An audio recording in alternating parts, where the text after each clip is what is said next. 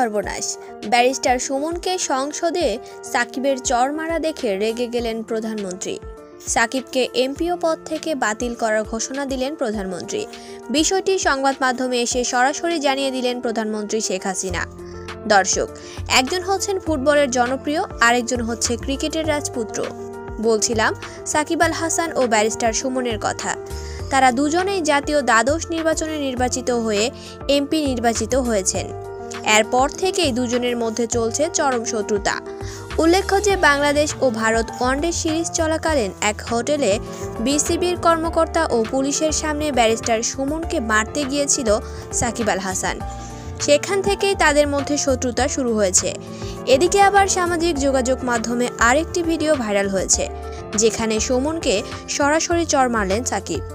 এদিকে আজ সংবাদ মাধ্যমে এসে সাকিবকে কঠিন হুঁশিয়ারি দিলেন প্রধানমন্ত্রী। তিনি বললেন, রাজনীতির মাঠে ভোটারকে পিটানো এবং ব্যারিস্টার সুমনকে মারতে যাওয়া এটা চরমভাবে বেয়াদবি।